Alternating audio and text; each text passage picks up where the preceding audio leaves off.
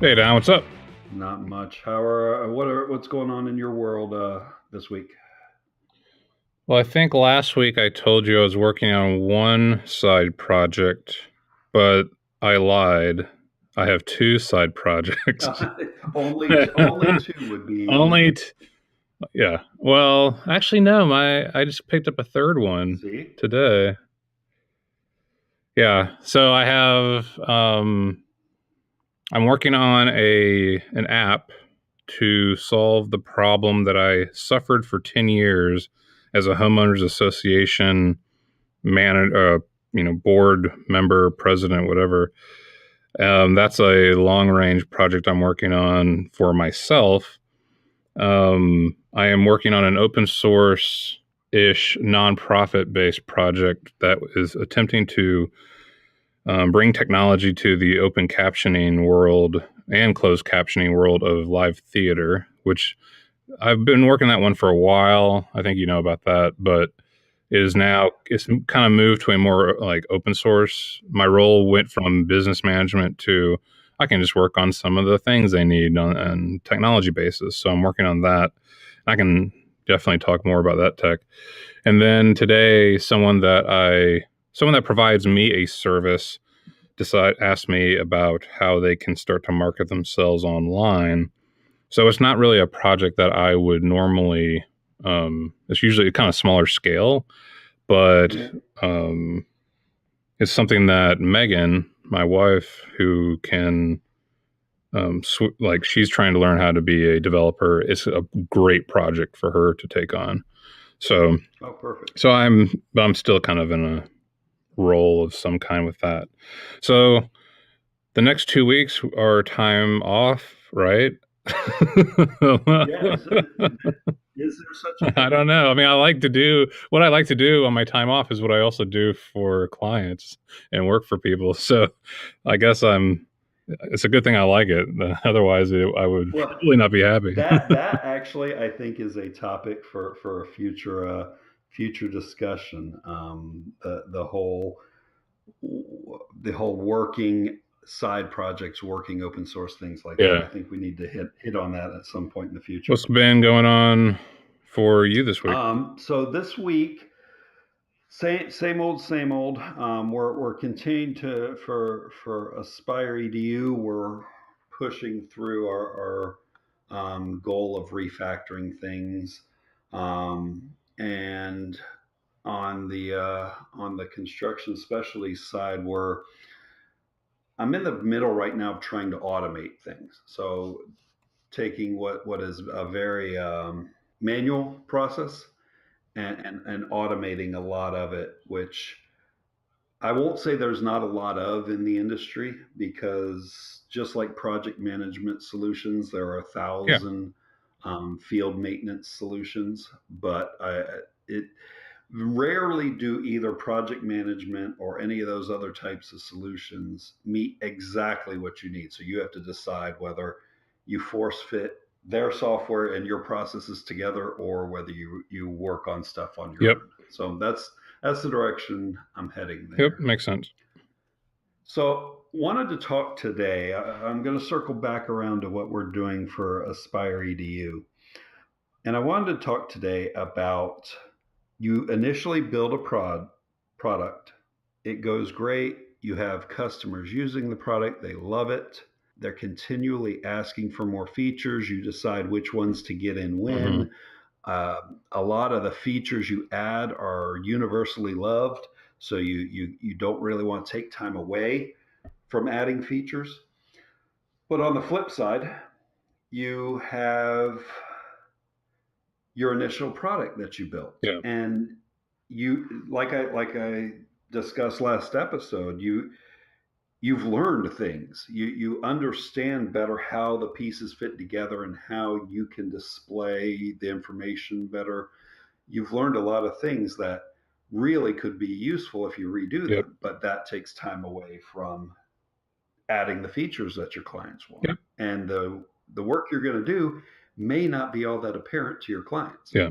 So my question to you today is, how do you go about making that decision? If someone were to say to you, hey, I've got a great product and it's going great, but my development team is really starting to say, hey, we've got a lot of things going on. We're having to code around things that we initially put in there. So our coding time is Yeah. longer. How do you decide where that trade-off is and how do you make that trade-off?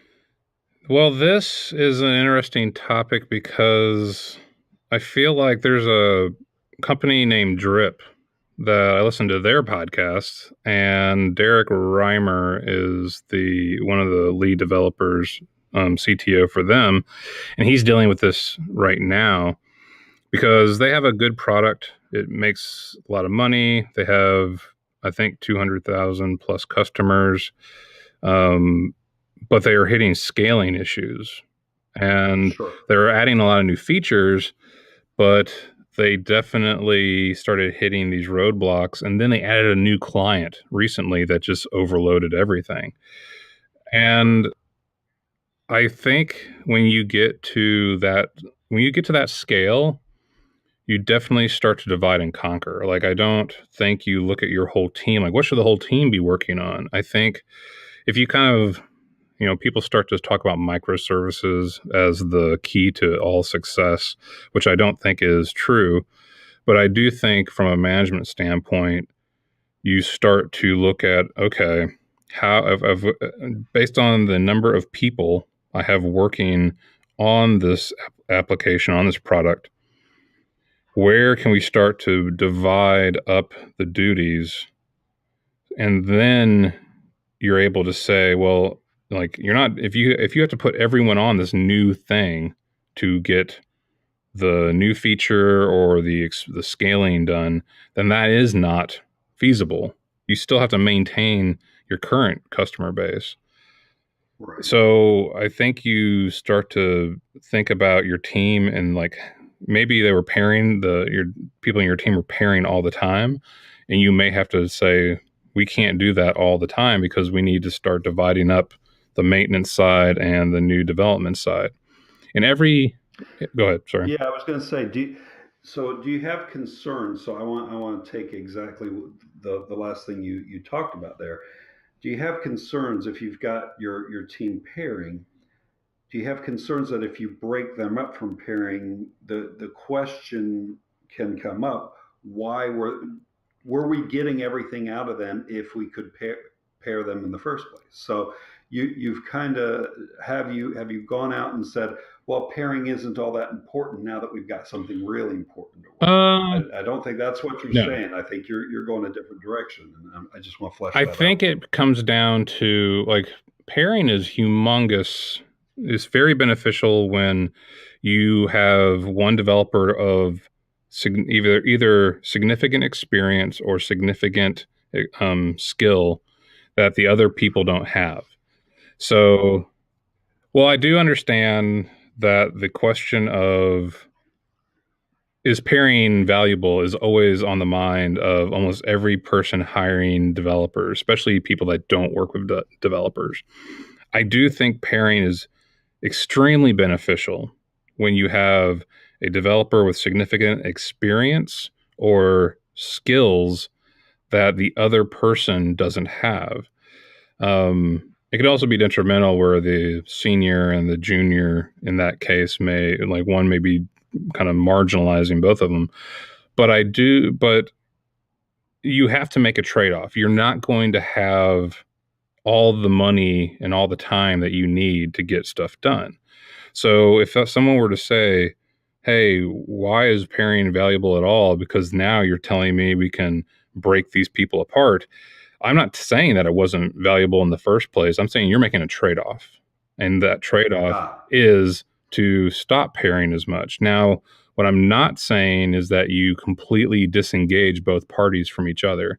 Code review is a huge part of quality control, team cohesiveness, team building, and tech debt reduction. So even if you break away from pairing, I would not advocate that code is committed to to your main product without another set of eyes on it at some point. And sure. I'm working right now with a developer who I have paired with before, and she is excellent. And there are times when I'm just too busy to like sit there and talk with her one on one. And that's been that way for a year now almost. But we always submit pull requests, or to the people that don't know what that means, she submits her work, and before it goes into our product, it goes to me and says, look at this, review this. And Sure. then I review it and say, that looks good. That's how we like to do things. We also have automated parts that also do those checks, but we always have another set of eyes. So it's not pairing like, truly we're both sitting there. One person is driving, coding, and the other person is talking, observing. But it is another level of two people working on something at some point. So I I don't think that I'm not saying that you are like in the first kit place you didn't need pairing. I'm just more saying you have to make a trade-off, and I would go as far as separating those folks, but also saying, look, there is a standard of quality control we have to still implement, and that's where I would draw the line on how far you divide them. Okay. So what I'm hearing you say is, if you can't expand the team size to take care of this refactoring, because that's probably an Yeah, option, is add to the team. But there aren't always. That's certainly not an option we felt we yeah. had, and certainly it's an expensive option. You, your answer is that there are trade-offs you have to make, and you have to find where those trade-offs are. I Yep. want to rewind to something you said even further back, that I want to just pull out of you just a little before I go into how we made the decision and how we're handling it. You said that there's some movement out there to microservices being the answer to everything. Dive into that just a little for everyone. So trends happen in the tech area, just like any other line of work. And somebody, like a company, gets really big. Groupon was definitely an indicator in Chicago, where they started to take this monolithic application. Monolith being all the code is on one kind of code base, one server, what have you. And the idea is, let's say you have an email portion to your application, you then move that out into a separate app. And your original app then sends all of its email jobs out to that separate one, that service. So, because of the success of Groupon as they grew, needing to scale, needing to handle more and more transactions and people and customers, they started the microservice approach where they broke out all the components of their app to be run separately. So the idea is, instead of isolating or adding more and more to your monolith, you start to build out separate applications and services that allows you to focus on just that. Um, I guess just that problem or that new growth that you want to do. There is there's no doubt companies are succeeding moving to microservices, but it is an overused term in the startup space, because the other term in our business is do not pre-optimize. You have no idea as you're growing where your growth is going, where you're going to have bottlenecks, where things will get overloaded. And so, just like any other product, or if you're in an MVP type of world trying to do your minimal viable product, or if you're just trying to learn what your customers want, you can overbuild this entirely disconnected structure in the completely wrong places because you haven't learned enough. And building in a monolith is extremely easier to maintain at the beginning. So I think it really, if you talk about microservices as a philosophy for building technology products, you really first have to ask, where is this company right now? And what are your future resources? Because once you break into microservices, you are definitely talking about separate people working on different things. It's not the same team focused on multiple apps. It's usually going to you're going to add a person per app or something along that line. So there's Sure. definitely big trade-offs if you approach development with a microservice approach. And I had you dive into that just a little because that's a little of where we Yeah. went. So, um, I won't say we built a monolithic structure. Each of our products is split out, and as we added products, we did do some very minor API work to get the various products talking to Yeah. each other. But a lot of it was still uh, database call driven as opposed to API Mm-hmm. driven. And that's one of the directions we're going is to have each product and a couple of what we're not quite calling products. They're minor glue stuff that works across the thing. We're adding API calls to those things. We're refactoring some code here and there, um, and we did have to make that call to slow down our production of Yeah. features. We're still kicking out features. We're still killing bugs where we need to, but we're slowing down our feature production a Yeah. little in order to get this refactor done. And it was driven for a couple reasons. First reason was it was Mm-hmm. time. As we add products, it's harder to pull everything together and make it all feel So, cohesive until we did some work in the background. Um, it was causing some excess time in the development cycle if we don't do this refactor. So there was some code that's just really it's I don't want to say it's yeah. bad code because that's not the right way to describe it. It's aged Yes. code. So and over time, there are better ways to do that. Whether there are new features available in the languages and platforms we use, or whether we're just more knowledgeable about what's going on, so we can make some changes. Those are all things we're Yeah. tackling at the moment. We're not doing everything. We're not tearing it all down and rebuilding it from Yeah. square one with all that knowledge. We're going to make some changes. We're going to make some things more available, and it was a months long discussion of when are we going to do this, and there was no defining point that pushed it together. There was no major crash, which is what you're always trying Yeah. to avoid, Yeah. right? You're trying to avoid that we waited too long phase.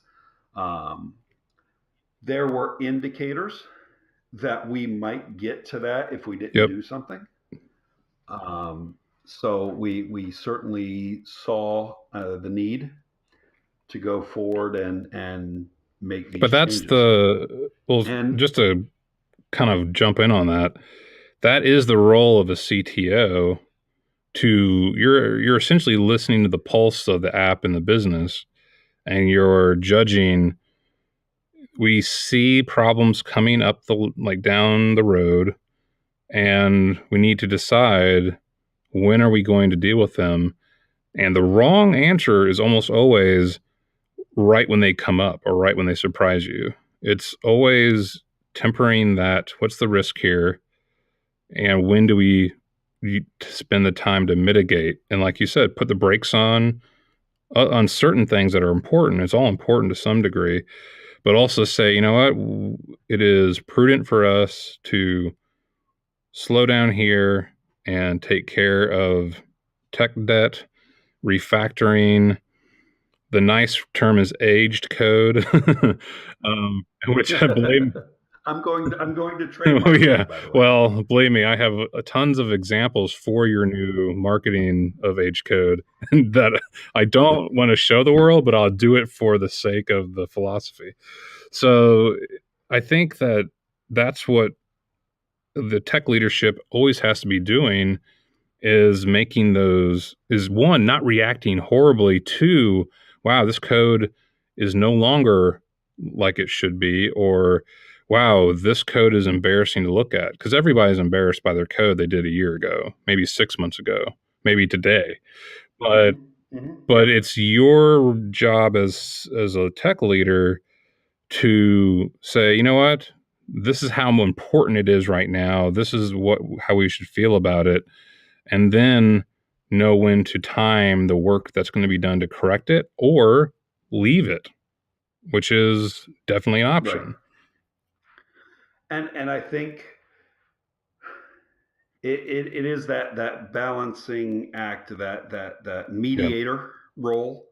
I can tell you from the development side, the developers have been saying for a long time, "Hey, I've got this piece of code I need to refactor," and there have been times where it's like, "I hear you and I understand the importance of what you're asking for. We cannot do Yeah. that right now.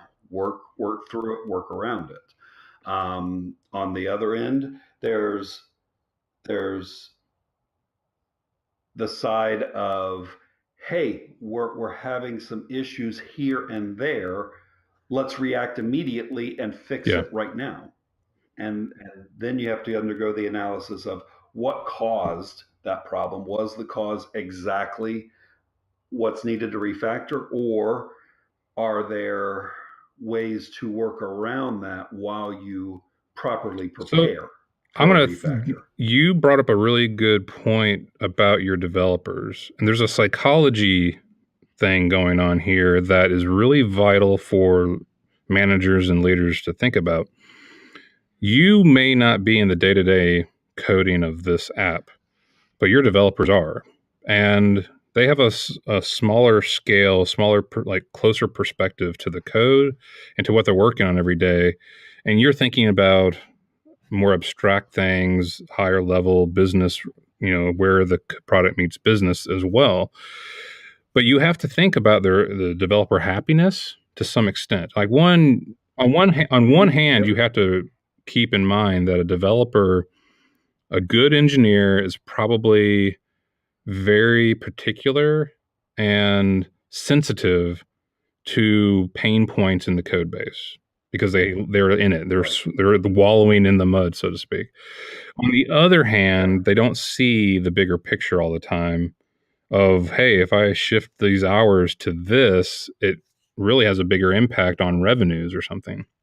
And so you Right. are you talking to your developers about these things, and sometimes all it takes is, I hear you, but if it's not killing you, if it's not something that makes you not want to code at all, um, you're looking for that kind of morale issue versus tempering it with, hey, I know it's wrong and it's not a big deal. So it doesn't need to be a big deal to you. That I've had those discussions with people working with me on projects. And it does have a remarkable effect when you say, I know you're particular about it, but overall, I'm not judging you and your work based on that pain that you see. Like, we can Right. let it go. And sometimes just knowing that you aren't judging them on that is a big impact on what they worry about. Absolutely true, and I think that's absolutely a piece of it. And one of the ways we worked through it was I sat down with developers and I said, "Listen, tell me about the pain point. Tell me talk me through what the problem is, and talk me through what the solution is." So we'd sit there, and very very vivid example. We sat there for a couple hours, drew some diagrams of how things were going. I made it very I won't difficult's not quite the right word, but I made it very particular when he was drawing the diagrams and working through his explanation of, okay, stop right there and tell me right there what's the problem. And just by digging real deep on that problem, not only did I gain a better understanding, the developer gained a Yeah. better understanding. And all of a sudden, something that inhibited them and prevented them from going forward. All of a sudden, there's like, well, I could for now do Yeah. X. We don't have to do this whole refactor. I could do X, and just having those conversations, just again, somebody for a developer talk Yeah. things through with. Usually it's other developers. When we're talking about refactoring and the impact to the business, having those conversations Yep. really helps as well. Well, yeah. I mean, you can never undersell the value of communication. And I think tech leaders that are experienced and doing well with their teams are constantly talking to people versus I'll just let folks go in a corner because they're introverts or don't want to interact and do meetings, and they make the effort to like kind of pull information out of folks and get opinions and temper emotional reactions to things. That's where Right. you can win quickly as a tech, like a CTO type of deal. Awesome. So thought that was worth a good Yeah. discussion to have here as to how do you make those decisions to, hey, we're going to pump the brakes on feature development here and do some stuff that's not all that Yep. sexy to the business end of it. So real good to talk about all that. I think that covers what we're Cool. going to hit today. Did you have any wrap up thoughts, Randy? I think when you're a smaller company, this is something that is probably farther off to worry about. I'm talking like at the first couple of months of your, building. But, You're right. a year in, 2 years, definitely this kind of issue comes up. If you're in a big company existing for a while, there's no doubt you have faced this question and problem before. And I've seen people divide up entire teams to handle these issues. But I think it's a matter of where your company is, whether this subject is really at the high point. And so I just would say people out there listening that are in the very startup phases, this is pre-optimization territory. Yep. And this is completely irrelevant and almost Yeah, harmful to be worrying about that when you're in your MVP phase. When you're in your MVP phase in your first iteration or two phase, this kind of thinking is almost harmful. You want to make yeah, some decisions, but once you make a decision, exactly. go and get it built. And a lot of this can be handled on the back end. You just have to know it's coming, and you have to figure out when and where you're going to make those Exactly. changes. Beautiful. Okay. Well, Randy, thank you Yeah, for your time very today. good talking to you. Absolutely. And we will talk again Have soon. a good one.